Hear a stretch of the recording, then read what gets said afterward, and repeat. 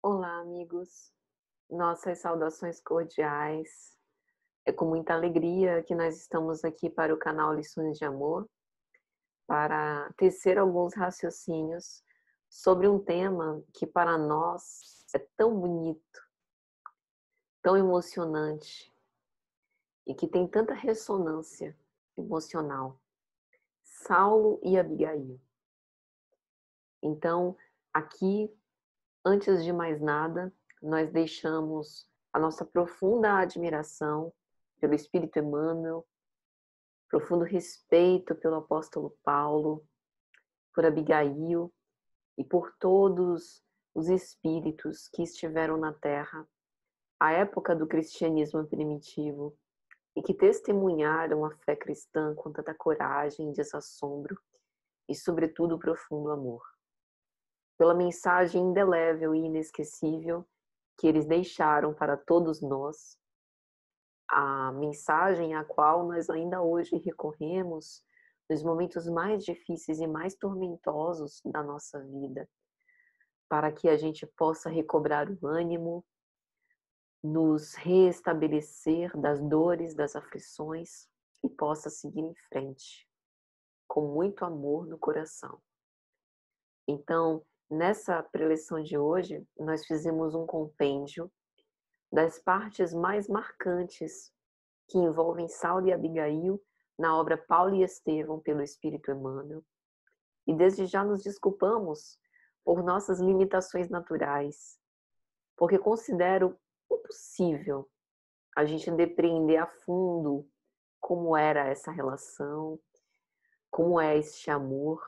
Então aqui nós estamos nos ancorando mesmo naquilo que Emmanuel nos narra, com toda a emoção, com toda a sensibilidade que nós fomos capazes. Por isso, antes de começar, nós rogamos ao nosso Pai Celestial, Pai de infinita bondade e amor, que abençoe os nossos bons propósitos de falar sobre esta relação de amor, de ternura, de companheirismo, de cumplicidade, que se deu além da vida material e que continuou durante todo o período que Saulo esteve na terra como apóstolo dos gentios.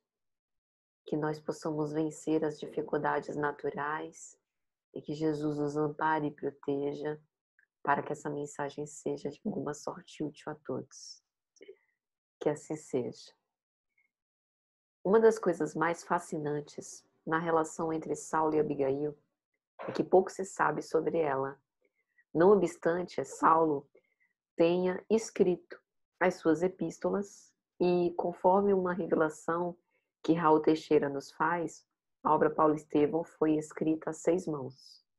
As mãos de Chico, psicografando, as mãos, entre aspas, de Emmanuel, narrando a Chico e muitas vezes fazendo com que ele visualizasse em painéis as cenas para que pudesse escrever com maior vivacidade e propriedade, e as mãos, também entre aspas, do próprio apóstolo Paulo, que fez Emmanuel de médium para que Chico pudesse nos legar essa obra tão inesquecível. Então, a obra Paulo e Estevão, ela tem um sabor de verdade muito peculiar. Nós observamos que não raras vezes Emmanuel consegue descrever como narrador pensamentos, posturas íntimas, reflexões, panoramas mesmo psíquicos do próprio apóstolo, padrões mentais, clichês, hábitos, formas de pensamento, né? E isso só é possível quando a gente tem um profundo conhecimento íntimo, psíquico da criatura. No caso, referindo, né, sendo uma referência do próprio apóstolo que fala sobre aquilo que se passava interiormente, aí a gente pode entender por que a obra Paulo e Estevão tem detalhes tão profundos e peculiares da figura de Paulo e daqueles que com ele conviveu. Então, embora Paulo tenha escrito suas epístolas, né, e tenha, através da obra mediúnica, narrado as suas próprias impressões, Embora a convivência com Lucas, que mais tarde escreveu Atos dos Apóstolos, nunca a gente tem uma citação sequer com respeito a Abigail. Ele não dava detalhes, né, em nenhum desses escritos.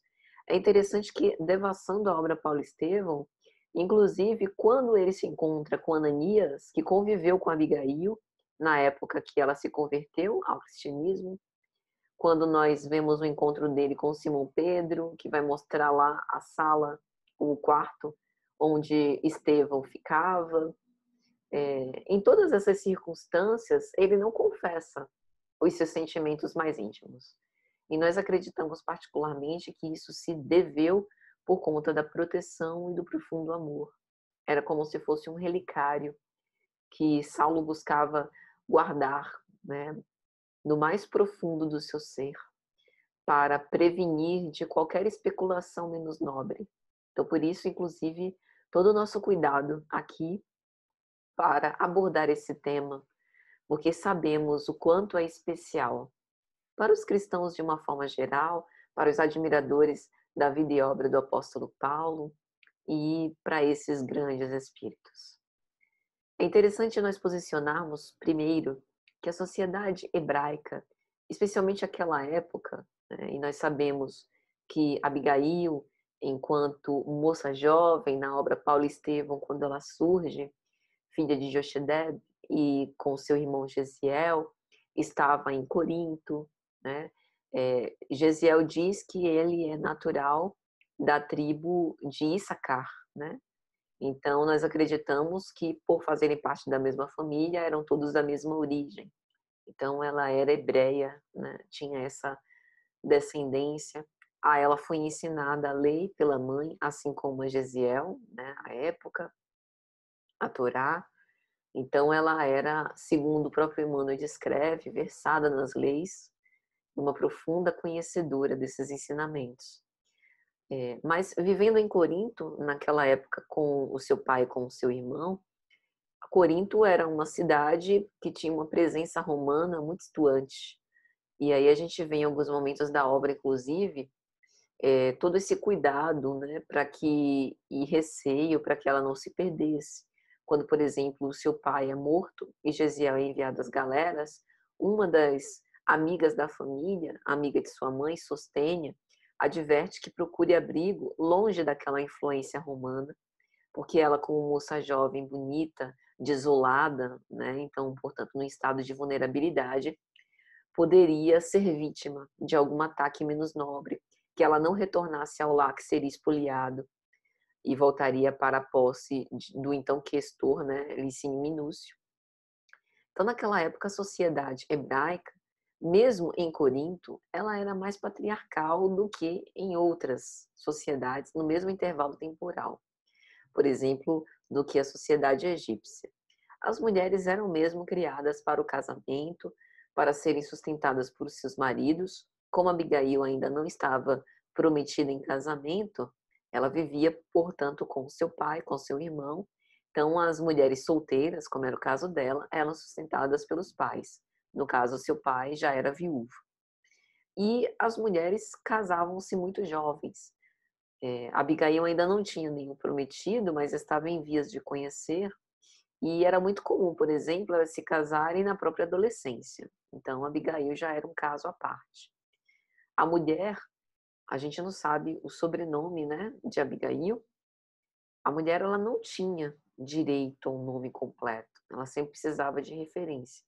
Filha de alguém, esposa de alguém, vinha de tal ou qual região. E na história narrada na obra Paulo Estevão, a gente vê que um pouco na frente, Abigail acaba conhecendo Saulo de Tarso, doutor da lei, também de descendência hebreia, né, vindo de uma das tribos de Benjamim, a sua origem. Tinha uma família que era natural de Tarso. O seu pai era, enfim, mercador, né, vendedor na questão de comércio. O seu pai era Isaac, né? Ainda nessa época a mãe de Saulo era viva, ele tinha uma irmã, Dalila, e a gente vê o relacionamento entre os dois logo no começo, esse namoramento, esse namoro, bem como aquela postura do homem másculo, viril, corajoso, doutor da lei, e da mulher que era esteio do lar. Essa era a concepção da mulher para a tradição judaica. Ela era representante, né, polo, digamos assim, sustentador de todo o equilíbrio espiritual do lar. Era inclusive a mulher que ensinava os primeiros passos ali, as primeiras lições aos filhos com respeito à tradição judaica, à tradição do povo hebreu, que lhe dava os primeiros ensinamentos, né, em nome do Senhor, e que lhe endereçava os primeiros passos. Então a gente pode dizer, por exemplo, que o fato de Saulo de Tarso ter se tornado um doutor da lei, futuro rabino, ele deveu muito por conta da sua mãe, que provavelmente ele transmitiu esses ensinamentos ainda quando criança. E Abigail também houvera sido educada para tanto. Mesmo após a morte da mãe, o irmão funcionava como este protetor. Então, quando ela sai desse círculo doméstico, digamos assim, por força das circunstâncias externas, passa a conhecer Saulo, ele a encontra numa casinha de Jope e ela acaba sendo adotada mesmo por um casal, que era Ruth e Zacarias, que haviam perdido seu filho, né, por conta de uma situação extrema. E por ela estar desamparada, o seu irmão tinha ido para as galeras romanas e dizia-se que ninguém voltava vivo de lá, e o seu pai havia morrido, sua mãe já havia falecido antes, ela agora estava basicamente sem ninguém no mundo. Então ela passa a ser criada como uma filha mesmo, legítima do casal, né? Embora fosse uma filha pelo coração.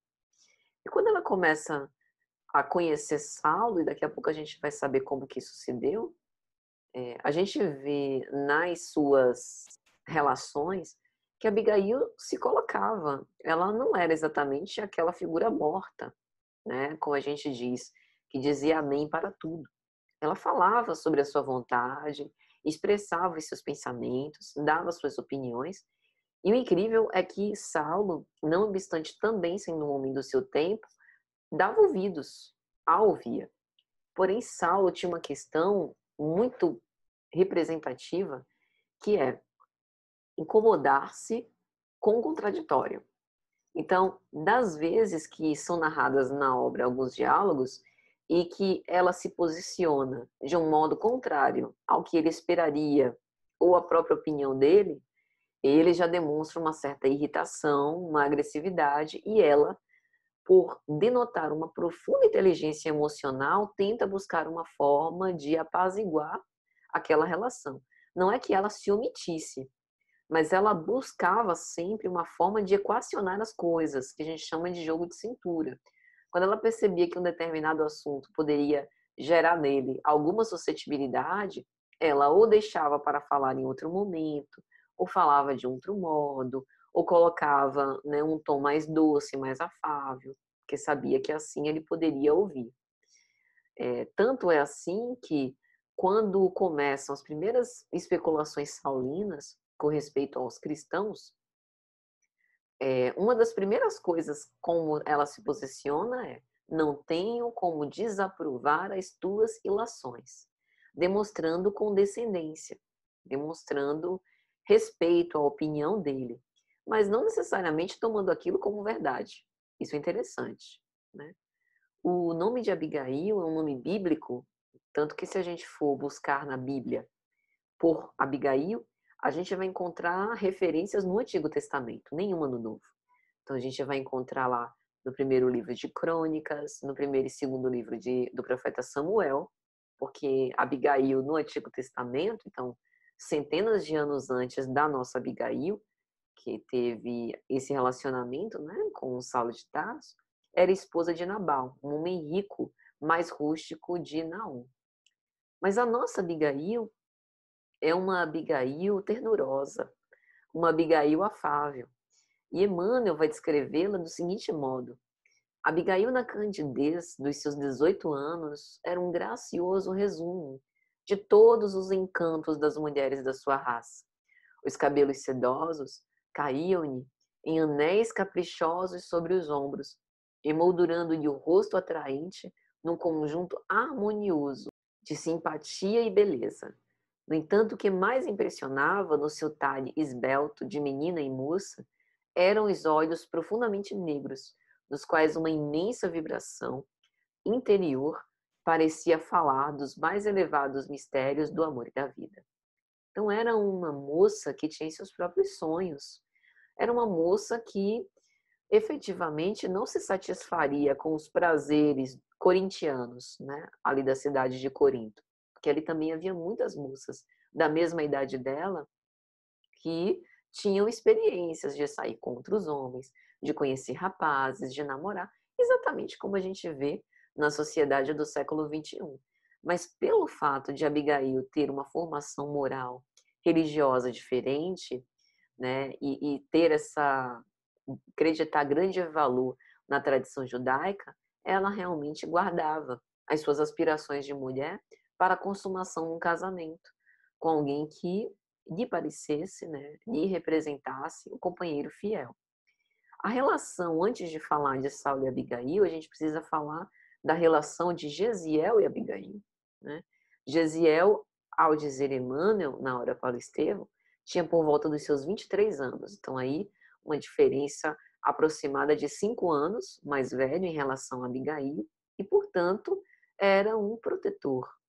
E Emmanuel vai falar que Abigail amava ternamente o irmão, né? E reciprocamente.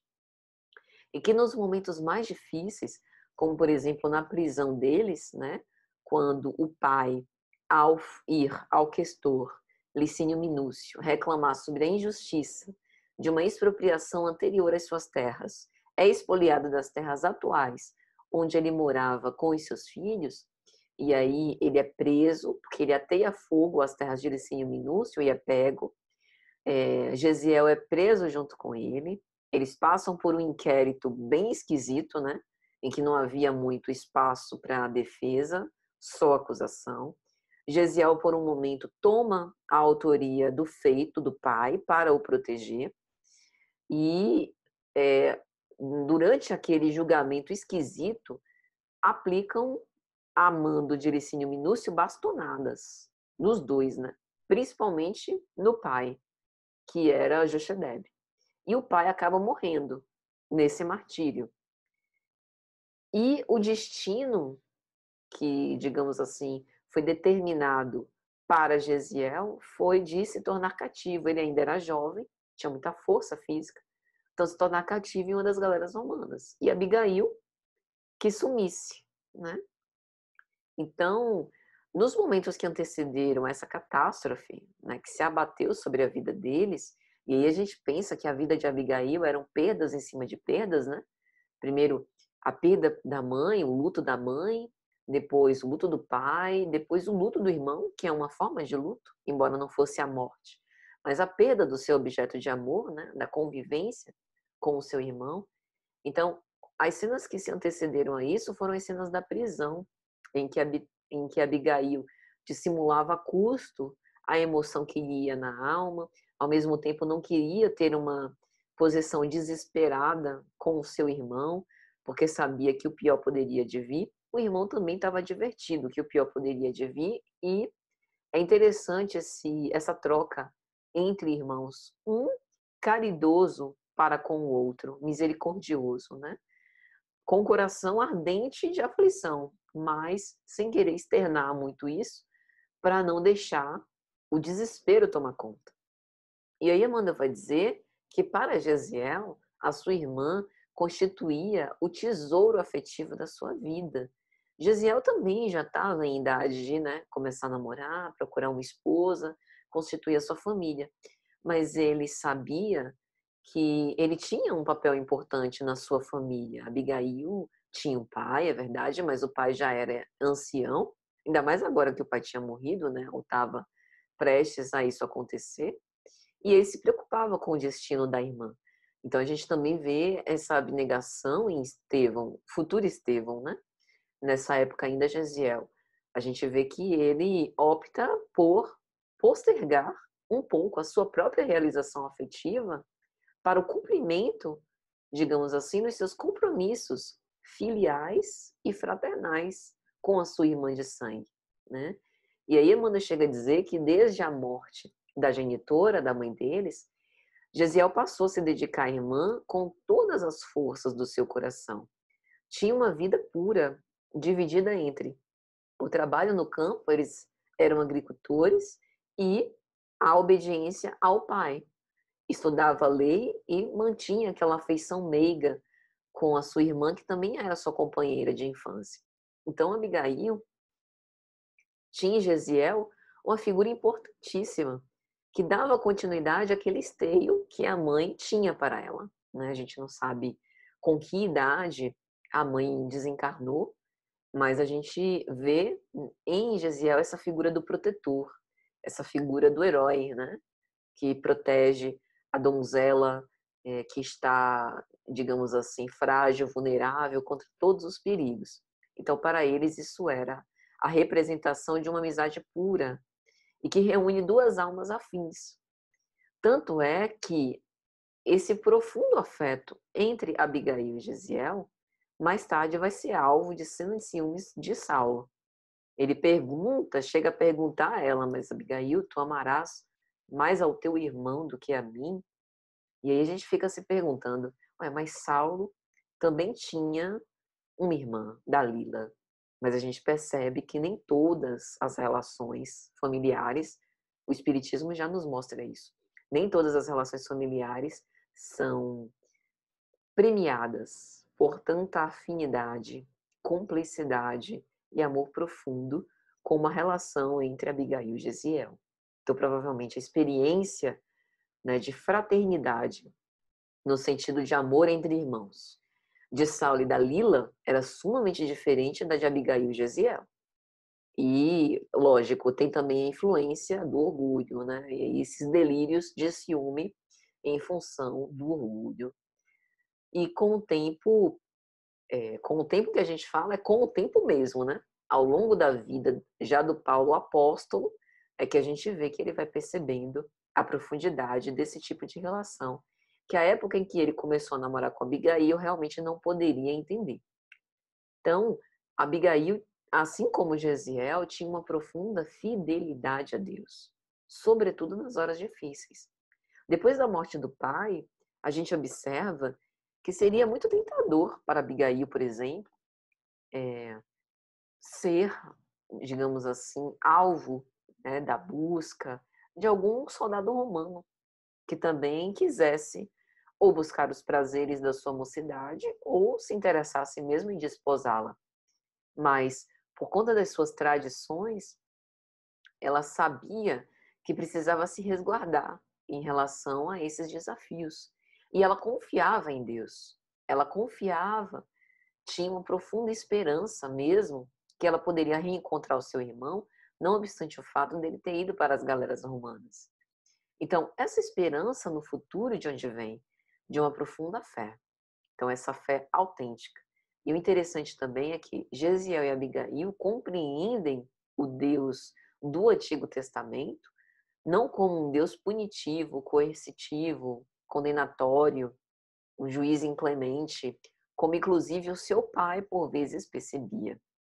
E aí a gente também precisa fazer um pouco dar um pouco de atenuante à história de Jochebed, porque viúvo, em geral, a mulher tem esse papel, né, de adoçar, digamos assim, aquelas percepções mais pessimistas, né? Então, talvez também a gente não sabe como Jochebed vivia esse luto da esposa, mas provavelmente o marcou profundamente. Então, isso também afeta a percepção que a pessoa tem da vida, de Deus e de todo o resto. Mas o fato é que Abigail tinha uma profunda fidelidade a Deus e ela acreditava profundamente que poderia recobrar a felicidade, né? Conhecer alguém e depois buscar de volta o seu irmão e esse contato. Então, a partir dessa nova vida com Ruth e Zacarias, isso também se reforça, reacendem-se as suas esperanças. E é no capítulo 3, se eu não estou enganada, quando em Jerusalém Saulo e Sadoc se encontram, que a gente tem ali a revelação de como Saulo conheceu Abigail. Ele vai contar ao seu amigo Sadoc que quando estava em companhia de Alexandre, que era um amigo dele, e Gamaliel, o seu tutor, há uns 3 meses, tinha ido a uma festividade íntima na casa de Zacarias. Então, Zacarias era conhecido dos seus compatriotas. Zacarias era um adiantado lavrador que tinha uma casa no caminho de Jope e que oferecia ali a alguns amigos bem colocados uma homenagem, né, à circuncisão dos filhos dos seus servidores. Então a gente vê a fé judaica também presente nessa família, o que é muito bom, porque não ofereceria a Abigail nenhum choque quanto a resoluções do ponto de vista religioso, né, espiritual. E o próprio Zacarias, né, diz, o próprio Zacarias comentou que tinha saído de Corinto e montado essa casinha em Jope após longos anos de trabalho na Acaia, porque tinha sido alvo de muitas perseguições. Então, após grandes provações, em uma viagem que ele fez para a Cencreia e a Cesareia, Zacarias chegou ao porto de Jope em péssimas condições financeiras, mas foi auxiliado por um patrício romano que acabou lhe facultando recursos para arrendar a propriedade na qual hoje ele tinha se estabelecido, né, a uma determinada distância de Jerusalém. Então, depois dele ter passado por essas provações, e aí também tem a história da morte do filho, Zacarias e sua esposa, Ruth, acolheram na sua casa uma jovem Abigail, que Saulo, ao contar para Sadoc, vai descrevê-la como uma mulher já, né, 18 anos, 19 anos, que tinha um terno coração de menina, dona dos mais belos predicados morais, que pudessem exornar uma filha de sua raça, ou seja, a raça israelita. E aí Saulo confessa a Sadoc que Abigail era o seu ideal de moço, inteligente. Então como é que Saulo sabe da sua inteligência? Pela forma como ela se posiciona, concatena conhecimentos e saberes. Versada na lei, ou seja, por ser da raça israelita, tradição hebraica, conhecia a Torá. E, sobretudo, dócil e carinhosa. Então, não obstante se colocar, né, opinar, enfim, fazer-se entretecer diálogos, era muito afável. E tinha sido adotada pelo casal como uma filha muito cara. E aí Saulo vai contando a Sadoc sobre os sofrimentos que ela também tinha passado em Corinto, o pai morto, o irmão escravizado. E, mais uma vez, reitera essa ideia de que provavelmente Gesiel não voltaria das galeras, né? E que Saulo, há 3 meses, tinha conhecido e tinha permutado esperanças, quem sabe, de casamento, né? E aí agora a gente precisa falar também um pouco sobre Saulo. Saulo também, assim como Abigail, os judeus, né, eles têm uma ideia sobre o casamento que é muito ligada à noção de pureza. Então, antes, inclusive, da própria cerimônia do casamento, os noivos mergulham no mikvê como um ato simbólico, né, de se depurar dos seus pecados, da sua vida pregressa para começar uma vida nova. A shpá, que é onde se faz a consagração do casamento, ela tem elementos de branco, né, os próprios trajes dos noivos, sempre aludindo a esse sinal de pureza. Então, Saulo, que nessa época estava por volta dos seus 30 anos, né, aproximadamente, segundo nos conta Emmanuel, ele também era celibatário e casto, né? Então ele não tinha ainda tido experiências sexuais, não obstante o vigor da sua juventude, né? E a gente pensa os hormônios e tudo mais, mas ele acabava direcionando essa sua pulsão sexual para outras coisas, os esportes, o próprio trabalho intelectual, né, como doutor da lei. E ele chega a confessar que, embora, lógico, um homem de 30 anos, em Jerusalém, né, vindo de Tarso, Logicamente que ele conheceu mulheres, né? Embora as atividades específicas do templo não tivessem a presença de mulheres, isso é importante, mas nas relações, amigos de amigos, irmãs de amigos, e enfim, ele conheceu outras mulheres, mas nenhuma tinha despertado em Saulo o interesse para se casar, né, para que houvesse essa cumplicidade, como em Abigail. Então, Emmanuel chega a notar que mulher alguma que não Abigail jamais lhe falara ao espírito impetuoso como ela. Então, essa chave, né, misteriosa que liga esses espíritos, provavelmente, e essa é uma impressão muito clara que a gente tem da obra, que nos dá a entender que a relação de Saulo e Abigail provavelmente não começou naquela existência, né? Esses laços que os uniram por ação das circunstâncias, né? Por essas, digamos assim, coincidências, entre aspas, que a vida nos apresenta, elas dizem respeito ao funcionamento de uma lei, que é a lei de afinidade, que reúne aqueles que são afins, aqueles que se atraem mutuamente. Então, provavelmente, aquele foi um reencontro. E um reencontro que a gente não pode, né, fazer nenhum tipo de especulação sobre como foi antes, né? Nem o próprio Emmanuel nos narra isso. Mas essas são especulações que a gente tem. Então, Saulo, sempre habituado aos longos e difíceis raciocínios, né? Que tinha tido ali uma sadia educação doméstica, tinha guardado os puros, os seus impulsos do coração, como Emmanuel fala, né? Acostumado às práticas esportivas, ele que gostava das corridas de bigas, achava, como todo bom judeu, que o lar era a constituição de um tabernáculo das bênçãos eternas. Então, essa pureza era um símbolo, como se fosse assim, de guardar-se para aquele momento fundamental na vida, né? E ele pensava assim na paternidade. Emmanuel chega a dizer que para Saulo os filhos seriam consagrados ao Senhor Supremo, né? E que coroariam essa vida feliz, né, após o matrimônio. E ele diz expressamente: Abigail enchera o coração de Saulo. Era a flor mística do seu ideal. É como se Saulo tivesse passado a vida toda esperando por conhecê-la. E ela consolidasse, materializasse tudo o que ele sempre procurou em uma mulher. Então, no coração de Abigail, ele encontrava o necessário repouso.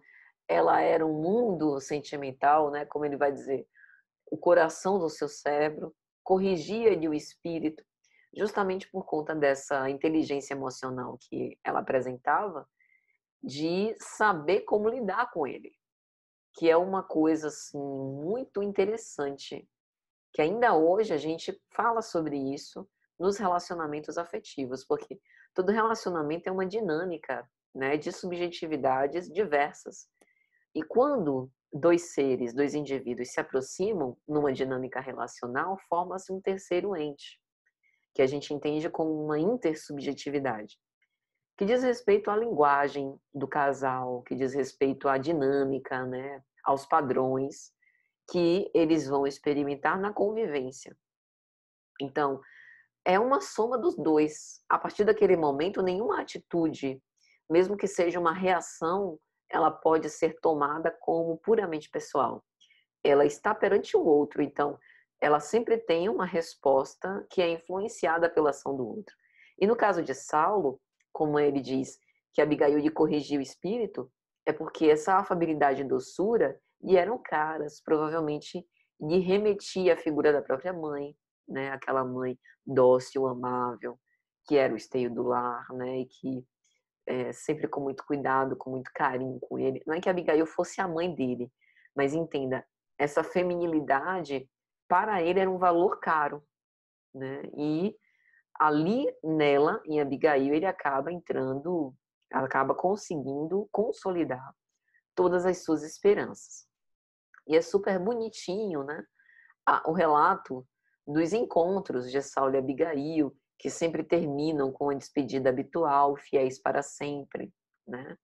E o interessante também é que, assim, todas as vezes que Abigail queria se posicionar sobre um assunto, e agora a gente vai falar um pouco sobre isso, em relação a Saulo, ela entendia que ele era um homem, digamos assim, que tinha um certo rigor das ideias, uma certa inflexibilidade, mas ela estava conseguindo entender como lidar com ele. Então ela sabia que ela não podia também pesar muito, ou seja, ser também inflexível em relação às suas ideias. Se ele era inflexível, ela seria mais maleável, mas sem deixar de dar sua opinião e sem se posicionar. Então os conselhos, quando eles conversavam, que ela dava em relação a posicionamentos de Saulo, eram sempre ornados por muito amor. Por exemplo, uma das falas de Abigail em relação a Saulo é que quando começa essas especulações sobre os homens do caminho, deles estarem fazendo sacrilégios e de que aquilo pode ferir os interesses do judaísmo, né? E a história judaica, né? Esse atributo, digamos assim, de representatividade religiosa, né? De representatividade de um povo, da cultura de um povo. Ela vai dizer, por exemplo, em qualquer hipótese, convém proceder com serenidade e prudência, para evitar os abusos de autoridade. Quem sabe são criaturas mais necessitadas de educação do que de castigo. Olha a sabedoria das palavras de Abigail. Ao perceber que por conta, né, em nome da defesa da lei de Moisés, Saulo poderia abusar da autoridade, né, e aí passar dos limites, ela o adverte para que ele tomasse, né, um pouco mais de serenidade e prudência, para que se tornasse vigilante. Porque desde o Antigo Testamento, o livro de Ezequiel, a gente tem: Yahvé não quer a morte do iníquo, mas da iniquidade. Então, que ele não convertesse a defesa da lei de Moisés em passaporte para a sandice, a loucura e a violência, né? De arrasar essas pessoas. Por mais que ele julgasse que essas pessoas fossem criminosas, que agissem de má fé. No momento em que Saulo, por exemplo, fala da perseguição aos cristãos e da prisão, né, ele prendeu Pedro, prendeu Filipe, prendeu João e Estevão, Abigail pergunta: não haveria um meio de modificar ao menos a pena arbitrada, sempre indo nessa contramão do rigor excessivo, né? E quando ele se mostra categórico de não voltar atrás e diz que ela, olha que coisa, Saulo dá um jeito de modificar a cena do apedrejamento de Estevão, que ela até então não sabia que era o irmão dela, lógico, para que ela pudesse participar, porque as mulheres não poderiam entrar no átrio sagrado, então ele mobilizou o preso para que ele fosse atado a um tronco em um outro lugar em que a presença dela pudesse ser justificada. Por que isso? Saulo, na verdade, achava que a morte de Estevão coroaria, né, ele como rabino, que era a sua grande pretensão religiosa e política, porque ele tinha prendido, né, e junto com o apoio do sumo sacerdote, sentenciado à morte um cristão que era admirado, né, por todos os homens do caminho, que era alguém que era, depois do Cristo, né, a representação do amor de Deus na terra. Então, o fato dele impugnar sobre Estevão, né, aquilo de ser blasfemo, caluniador e feiticeiro e apedrejá-lo até a morte, na imagem, né, na cabeça, na ideia de Saulo, aquilo para ele era o apogeu, porque ele tinha, digamos assim, aniquilado a figura que era a mais representativa dessa ideia, como se matando o homem pudesse ir a matar a ideia. Veja que é uma repetição, sob esse ponto de vista farisaico, da perseguição ao próprio Cristo.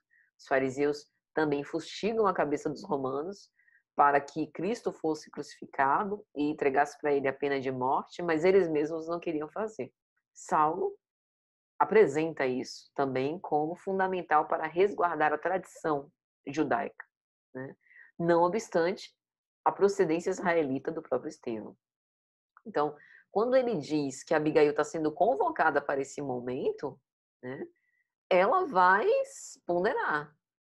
Mas não haveria um meio de me poupares desse espetáculo?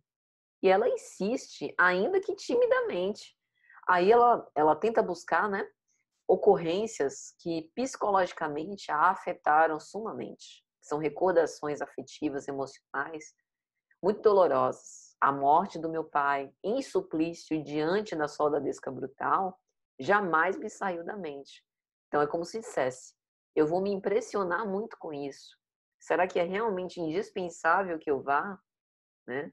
Mas ele é categórico por conta dessa consumação, digamos assim, né, das suas lutas, das suas conquistas. E a partir daquele ponto ela percebe que seria infrutífero continuar. E aí ela diz: "Ah, eu vejo que tens razão. Eu não devo discutir os teus conceitos sábios e justos", né?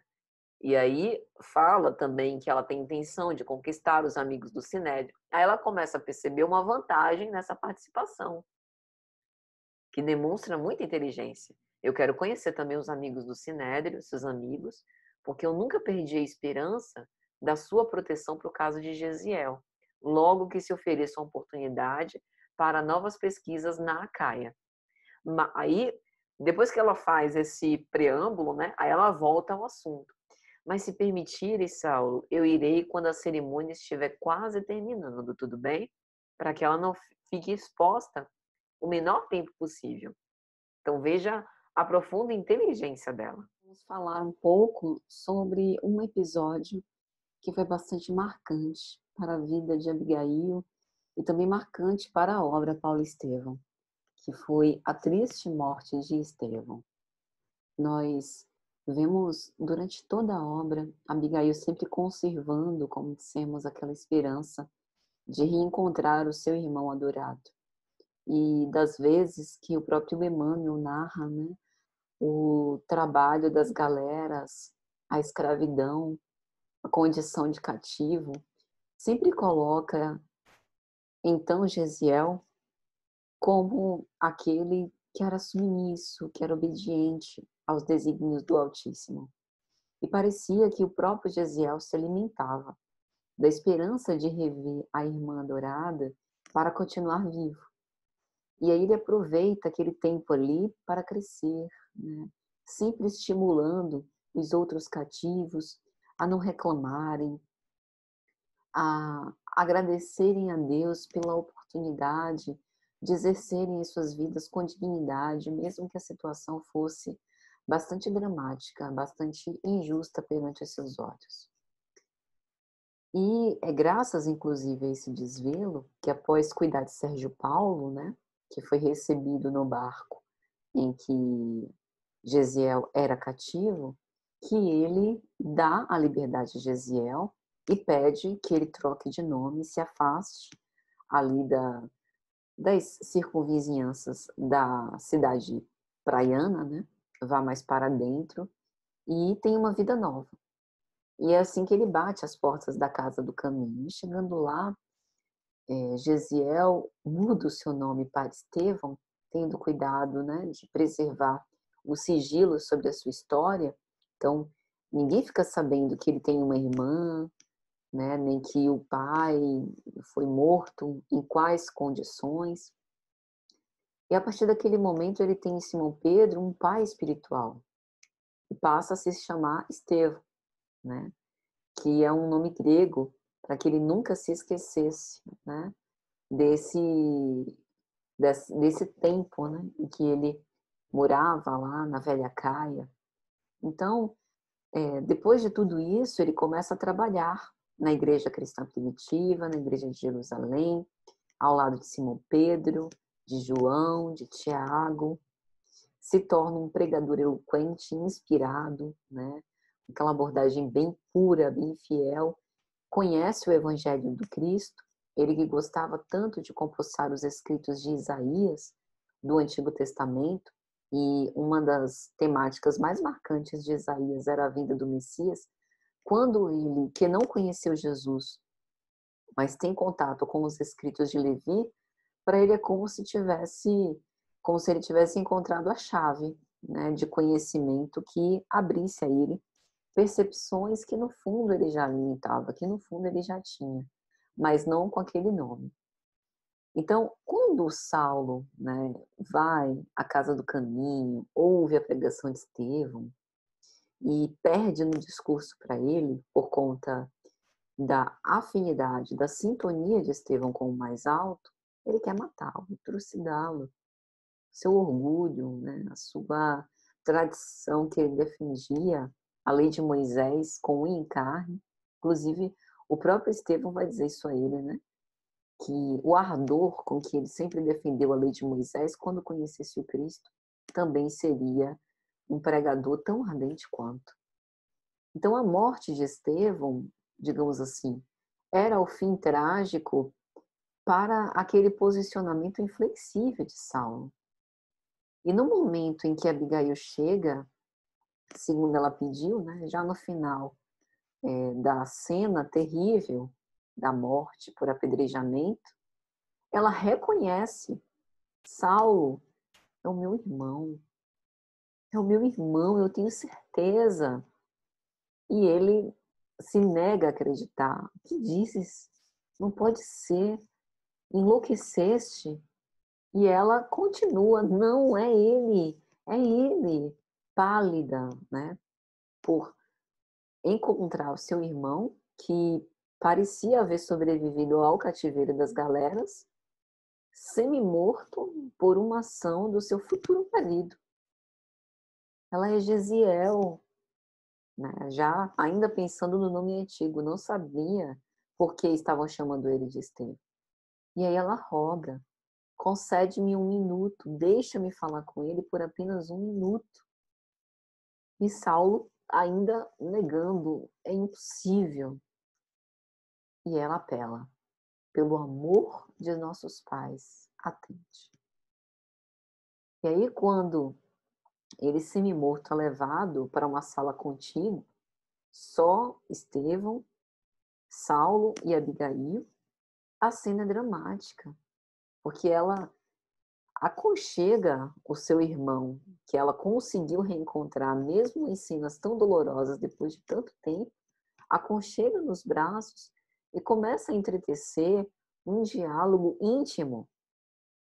E aquela intimidade provavelmente feria Saulo. Ele desconhecia aquele tipo de experiência, né? A intimidade nascida na convivência, na afinidade profunda. Meu irmão, por que te chamo de Estevão? E aí ele tentando, né, naquele suor da agonia, nos últimos instantes de vida física, explicar para ela, mais ou menos, né, como dava, de que um romano, de quem ele tinha cuidado quando ele era cativo nas galeras, tinha se compadecido da situação dele e tinha conferido a ele liberdade, e que para o preservar, né, desse ato de generosidade, ele precisou mudar de nome, e que conheceu o Evangelho de Jesus. Ela chega a perguntar: mas como pode ser bom, né, um senhor que deixa um servo tão fiel, tão leal quanto você, ter um fim trágico como esse? E aí ele pede que ela não blasfeme, que ela teria condições de conhecer Jesus. E Saulo também, né? Ele pergunta: com quem eu te deixarei? E aí é que ele fica sabendo que ela e Saulo já estavam namorando, já eram noivos, já iam se casar. E em momento algum, Estevão faz qualquer admoestação. Não, esse homem não. Ele me matou. Ele foi o juiz da minha sentença. Pelo contrário, ele diz: deve ser um bom homem, né, com tanta força, com tanta coragem, sem temor, como ele defendeu a lei de Moisés até o fim. Quando ele conhecer Jesus, ele também fará. E é dessa forma que Abigail volta, né, a se reencontrar com Estevão e que ele acaba desencarnando. E aí tem aquela cena célebre, né, que Estevão vê os céus abertos e Jesus na sua glória.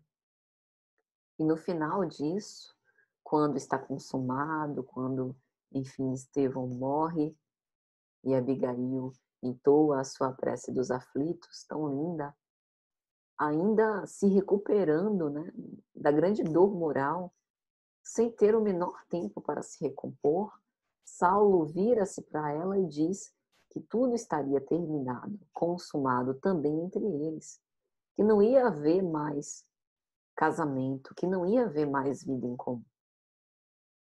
E é interessante o posicionamento de Abigail. Ela não cobra, né? Ela não faz uma cena dramática, ela não se faz de vítima, ela simplesmente age de um modo maduro, conversa, dialoga, racionaliza. Tudo terminado entre nós, por quê? O sofrimento não deveria escorraçar o amor sincero. E aí ele te fala, né, que a nossa união se tornou inexequível porque eu não posso desposar a irmã de um inimigo que ele tinha sido infeliz de ter escolhido para que ela, né, fosse a Jerusalém vê-lo nesse julgamento, que realmente não foi uma decisão acertada. E se sente envergonhado perante a mulher, perante os parentes, perante os amigos, porque em algum momento eles saberiam quem foi aquele homem, que Estevão era o irmão dela. E ela, mais uma vez, dialogando de uma forma muito madura, vai pedir: Saulo, não te envergonhes perante o meu coração. Gesiel morreu te estimando. E aí ela vai dizer: olha, eu não posso te obrigar a se casar comigo, mas não transforme o nosso afeto em ódio surdo. Seja meu amigo. Eu te serei eternamente grata pelos meses que nós fomos felizes. Continua sendo meu amigo, eu não vou dizer nada. Não vou revelar Ruth nem a Zacarias, que Estevão era meu irmão e que você foi juiz dessa sentença. E mesmo assim, é interessante porque Emmanuel vai dizer que intimamente ele se sentia tocado. Ele se sentia com pena mesmo da situação dela. Mas o orgulho era tanto que ele não conseguia agir de modo diferente. E ela fica abandonada, né? E aí pede que alguém a leve de volta para Jope. E a partir daquele momento eles ficam 8 meses sem se verem. Ela, profundamente abatida, acaba desenvolvendo uma pneumonia, né? Se torna cristã entre a vida e a morte. E nesse interregno, Saulo vai perseguir os cristãos, utilizar toda aquela pulsão que o movimentava ao amor para perseguir os cristãos. Assim como a morte de Estevão. A gente vê que aquela história, né, de uma morte para aplacar o ódio, isso não funciona. Ódio só gera mais ódio. Então, a partir desse momento, ele reúne todas as suas forças para continuar provocando o maior êxodo que já se viu em Jerusalém. As atitudes de Saulo, por terem um aval do sumo sacerdote, foram utilizadas como modelo nas sinagogas das cidades circunvizinhas. Então, ele passou também a ser corresponsável por diversos crimes feitos. Emmanuel vai falar que, sem a assistência de Abigail, ele parecia um louco, tinha se tornado um justiceiro vulgar, com uma indiferença criminosa, e começava a experimentar uma imensa falta da ternura de Abigail. Até que depois de 8 meses, ele decide revê-la, mas já é tarde demais. Zacarias, inclusive, tem uma conversa com ele, que não entende por que as coisas tiveram aquele desfecho. Por que a união se desfez antes mesmo de se consolidar? Por que o noivado foi desfeito? O que aconteceu? Abigail não falou nada, nunca apontou nenhum tom acusatório, nunca se fez de vítima. Mas eles sabiam, Zacarias e Ruth, que tinha acontecido alguma coisa entre eles, né? E que não era falta de amor, nem nada do tipo. Que tinha acontecido algo muito grave que Abigail não queria dizer. E ao se reencontrarem, é incrível o imenso amor, né? Saulo, naquele momento, perante a figura abatida de Abigail, Emmanuel vai dizer que a pele dela parecia uma cera branca, tão pálida, sem o viço, já bastante doente.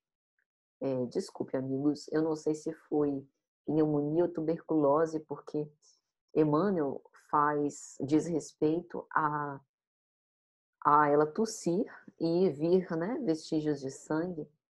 Então, eles têm uma conversa íntima e ela diz que nunca conseguiu esquecê-lo. E por mais rude e longa que tenha sido a estação do sol ardente, nessa figura do deserto que se abate sobre as nossas vidas, ela jamais poderia esquecer a chuva benéfica que lhe deu a vida. E aí ele tenta, a partir daquele momento, reunir as suas forças para que ela, né, permanecesse no corpo físico, para que eles se casassem, para que eles, enfim, voltassem, né, aqueles velhos planos, mas ela sente que já seria tarde demais. E chega a dizer a ele: esta noite, né, eu senti que alguém se aproximava do meu quarto, enchendo ele de luz. Gesiel veio me ver, e ao avistá-lo, eu me lembrei de Jesus, no seu inefável mistério da ressurreição. Gesiel me anunciou que Deus santificava os nossos propósitos de ventura, mas que eu seria levada ainda hoje à vida espiritual. Ele me ensinou a quebrar o egoísmo da minha alma, encheu-me de bom ânimo e trouxe-me a grata nova de que Jesus te ama muito, que Jesus tem muitas esperanças em ti. Então eu refleti que seria útil, né, fazer essa passagem, porque quem sabe, Gesiel e eu não te ajudaremos de um plano mais alto. Nunca deixarei de ser teu companheiro, né? Seguirei teus raciocínios aonde quer que eu vá. E pensando sobre essa fala de Abigail, me ocorreu que talvez todo aquele conhecimento, né, que o apóstolo Paulo testemunha nas suas epístolas sobre a vida espiritual, sobre o corpo espiritual, provavelmente se iniciaram com essa conversa de Abigail, com as inspirações de Abigail e também de Estevão. Ele chega a falar muitas vezes sobre isso, né? Falar sobre imortalidade, antecipar alguns conceitos que a gente só veria anos mais tarde com a doutrina espírita, né? Mas assim, mais uma vez, né, entre aspas, o destino, que a gente sabe que não é o destino enquanto fatalidade, mas o destino que muitas vezes nós mesmos traçamos para as nossas vidas pelo nosso livre-arbítrio. Mais uma vez o destino pregava em Saulo uma peça. Aquela mulher pela qual ele tinha uma profunda identificação, um grande amor, agora estava quase morta, né? E ela chega a realmente falecer. E a partir daquele momento, Saulo mais uma vez converte toda a sua pulsão para a ira. Chega a reivindicar com Zacarias, né? Tentar culpabilizá-lo de algum modo pelo fato de ter recebido Ananias, que deu a ela a fé cristã. Saulo ainda não estava convencido de que o Cristo era o Messias. A convicção do Messias e da imortalidade, na verdade, se consolida com a aparição de Jesus, porque ele decide ir a Damasco para caçar Ananias. Ele havia torturado um amigo de Ananias e esse amigo acabou confessando que a sua última paragem era lá em Damasco. Então, a ideia de ter um lá, tendo morrido com Abigail, ele ia mover céus e terra para poder, digamos assim, aplacar o seu ódio em quem aparecesse pela frente. Então, depois que o Cristo lhe aparece, ele se torna cativo do Cristo, por amor. E aí, quando ele conhece Ananias, mais tarde, né, que Ananias vai na pensão e retira-lhe as escamas dos olhos e ele passa a voltar a ver, que ele fica com aquela cegueira temporária, o próprio Ananias vai dizer: eu leio em teus olhos, né, que desejas mais informações sobre Abigail. Entre Jope e Jerusalém, eu descansei muito tempo na vizinhança de um compatrício, que apesar de fariseu, nunca privou seus empregados de receberem as sagradas alegrias da Boa Nova. Esse homem, Zacarias, que era o pai adotivo de Abigail, tinha sobre seu teto um verdadeiro anjo do céu. E aí ele diz que Abigail, depois de ser batizada pelas mãos de Ananias, confessou que amava muito Saulo de Tarso. Falou do amor que sentia com uma ternura ardente e muitas vezes convidou a ele e Ananias a orarem juntos pela conversão. Então, talvez esse arrebatamento de que Saulo foi tomado quando viu Jesus, boa parte dele se deveu ao investimento de amor de Abigail, não só enquanto estiveram juntos, mas que provavelmente a sua presença continuou constante, mesmo após a sua morte. E depois de passar por muitas privações, né, de bater nas portas dos seus antigos amigos e ser, né, rechaçado por eles, incompreendido por eles, depois de ser rejeitado, né, por aqueles que conviveram junto, ele bate as portas da casa do caminho e Simão Pedro, depois dos cuidados que seriam esperados, porque Saulo até então havia prendido o próprio Simão Pedro, né? Tinha sido responsável pelo apedrejamento de Estevão, então depois dos cuidados, né, de Barnabé ir lá na pensão e analisá-lo de perto, quando ele é recebido, em definitiva, na casa do caminho, Pedro é tomado de uma profunda comoção, quando vai até o quarto onde Estevão dormia, ficava, e aí a gente pensa, né, que a psicosfera daquele ambiente era marcada pelas orações, pela vida pura, né, pela dedicação extrema de Estevão. E aí ele compulsa as notas, né, as anotações de Levi de Estevão, e Saulo, ao ter aquele contato, vê que nas passagens prediletas, né, dos pergaminhos sagrados, havia o nome de Abigail grafado várias vezes, né? E ali tinham frases que eram peculiares, né, à dialética dela, que mostravam assim a grande afeição que Estevão e Abigail tinham um pelo outro e que fizeram Saulo também recordar com muito amor deles, né, da figura dos dois irmãos. A palavra Corinto era repetida várias vezes, né, lembrando da época em que Estevão morava com Abigail e o seu pai Jochebed. Então, para Saulo revisitar tudo isso, era passar também pelas experiências dolorosas, era ter que enfrentar o seu complexo de culpa, era ter que se responsabilizar pelos seus erros, enfrentar os remorsos, topar, ter a coragem de fazer as retificações necessárias, que muitos poucos conseguiam compreender, nem o seu pai.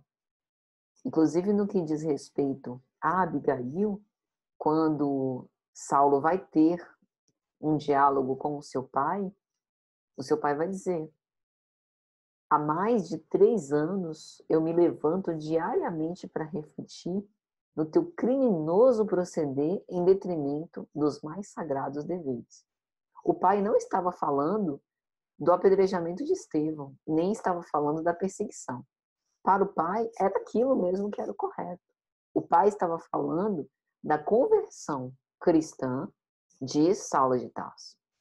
E chega a dizer: muitas vezes conjecturei se não seria aquela criatura inferior que elegeste, né, como futura esposa, a causa de tamanhos desastres morais.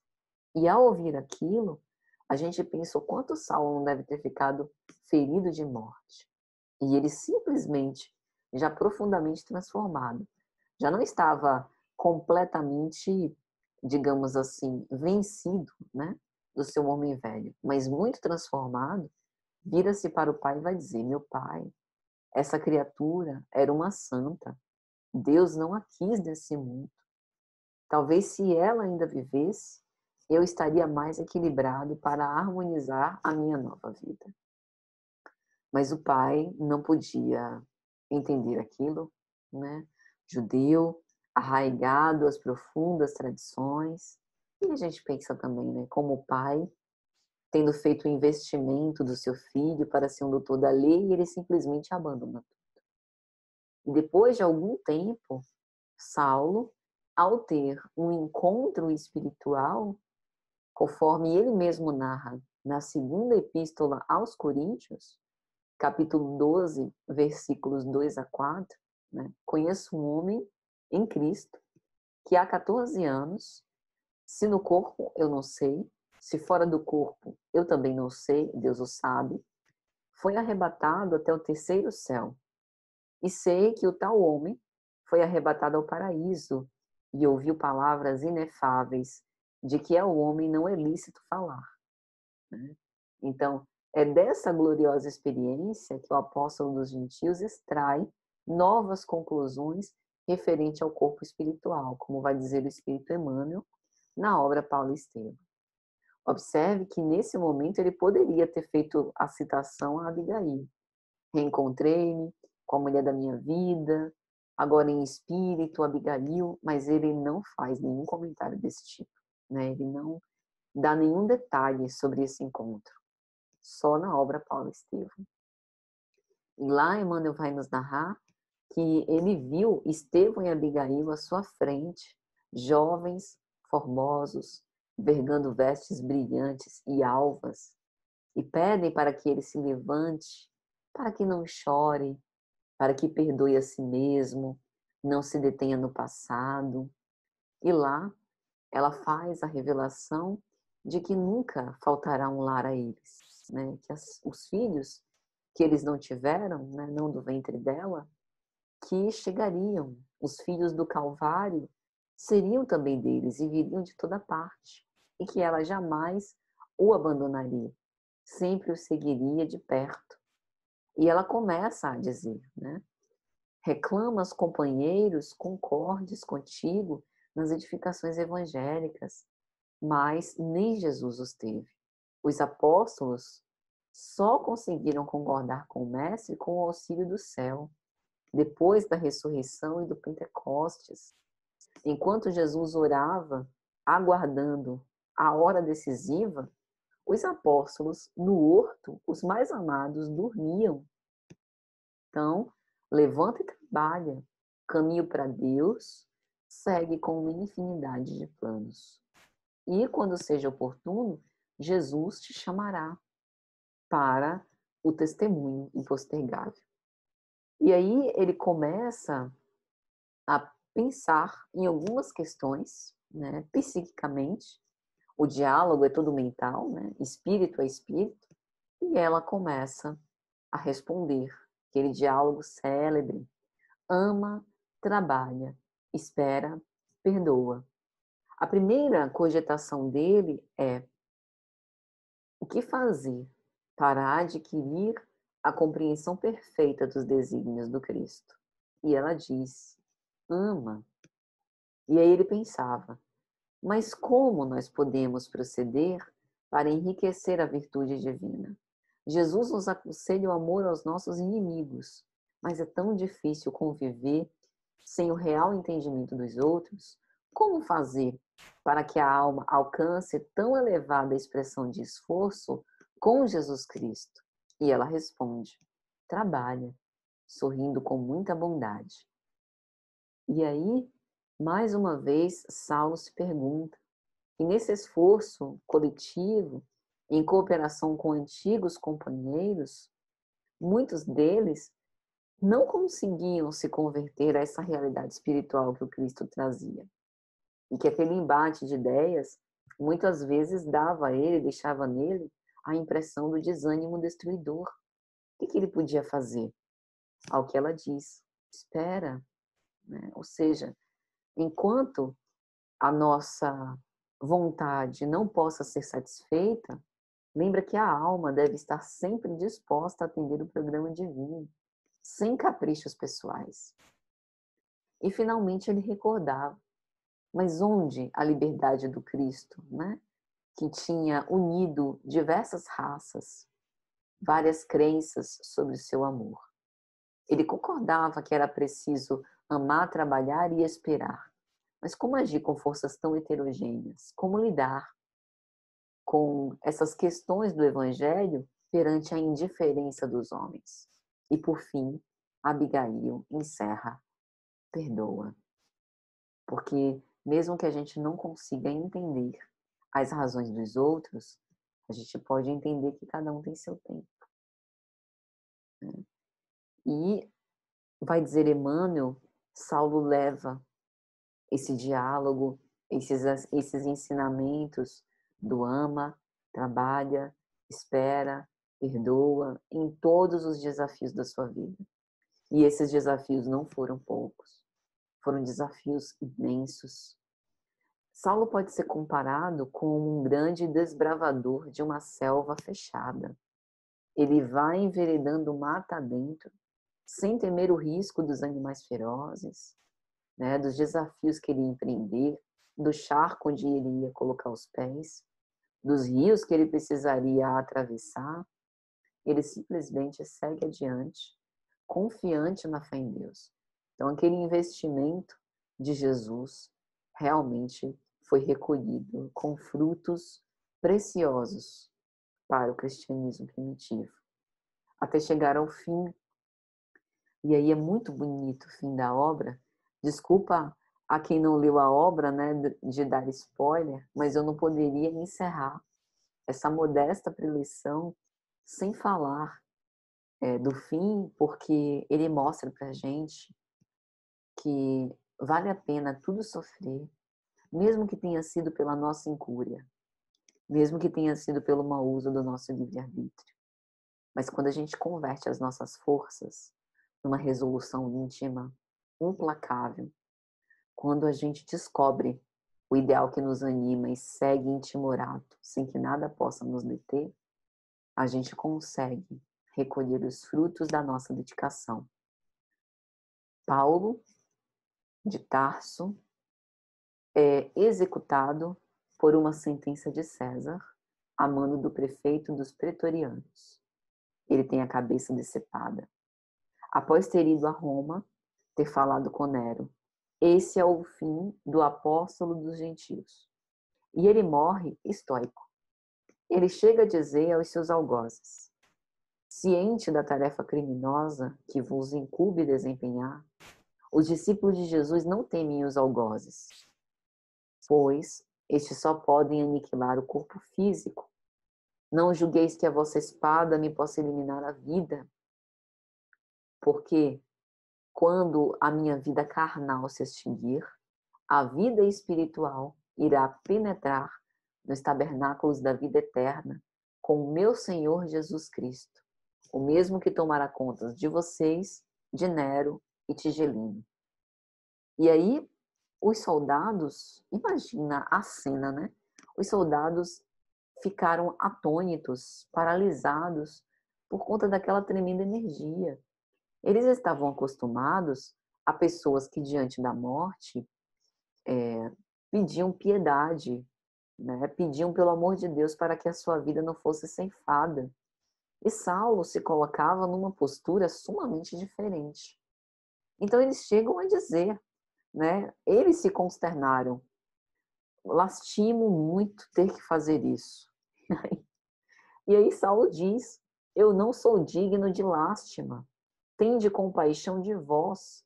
Isso me fez lembrar Jesus quando ele estava rumo ao Gólgota e as mulheres piedosas de Jerusalém iam, né, para tentar consolá-lo, chorar por ele.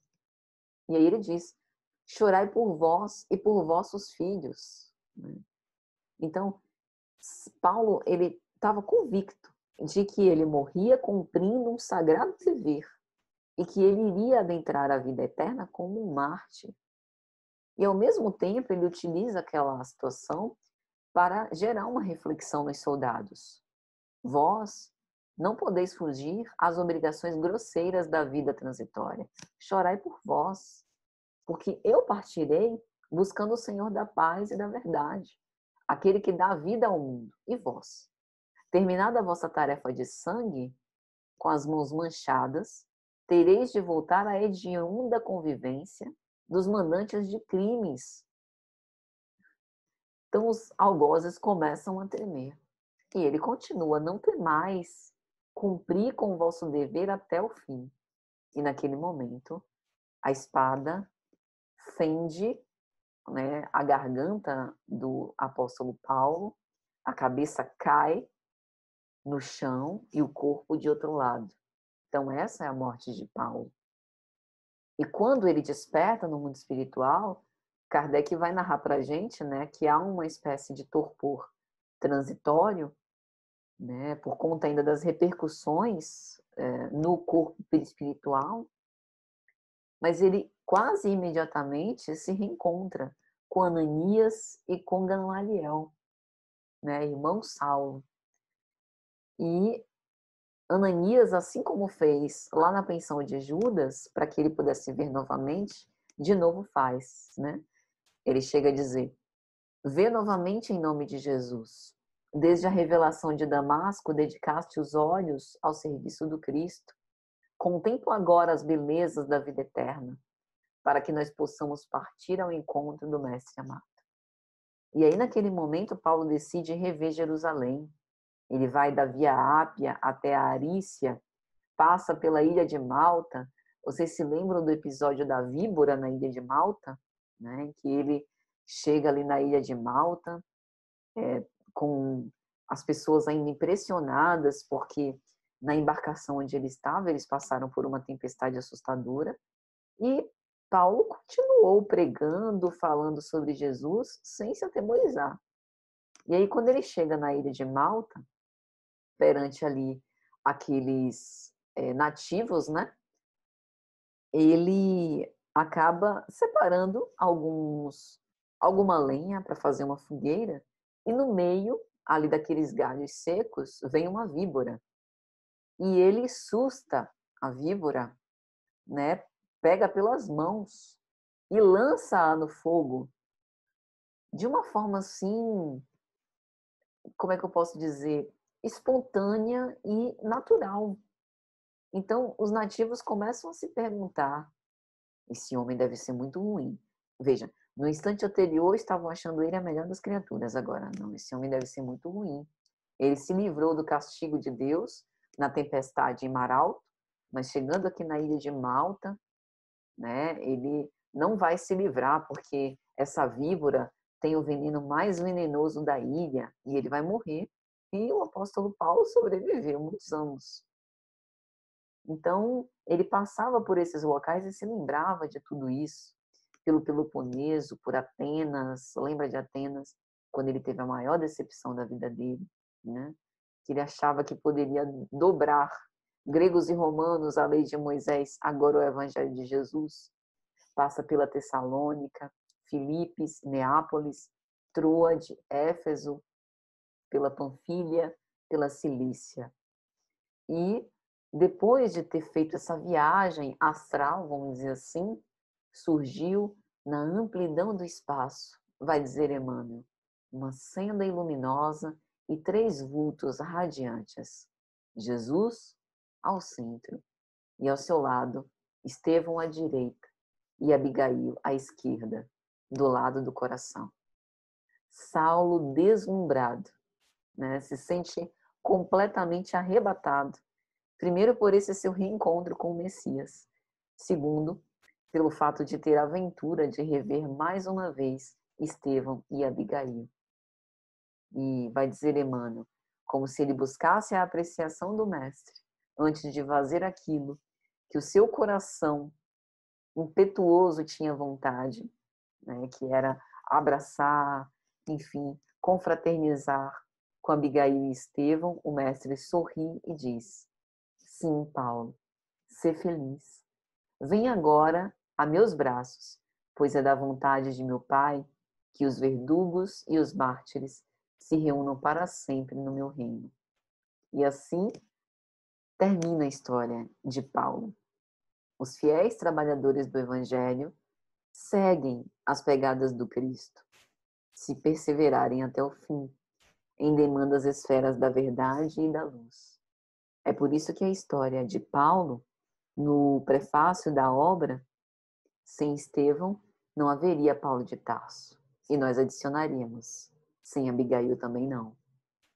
Então, esta preleição humilde, primeiro, é o nosso ato de homenagem a essa história que para nós é tão especial.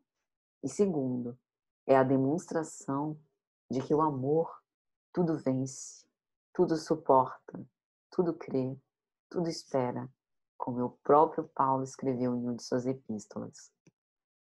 Então, amigos, já agradecidos por esta troca salutar, por esta oportunidade, desejosos que essa mensagem seja de alguma sorte útil, vamos orar para agradecer. Divino amigo e mestre Senhor, companheiro de todos os nossos momentos, doador da vida, nós te agradecemos por todos os ensinamentos que nos dão a força suficiente para prosseguirmos sempre. Te agradecemos pelo teu amor, pela tua paz, pelo exemplo desses mártires, pela universalidade da lei de cooperação, como nos ensinas, por entender que nós juntos podemos crescer igualmente juntos para Deus e que possamos nos inspirar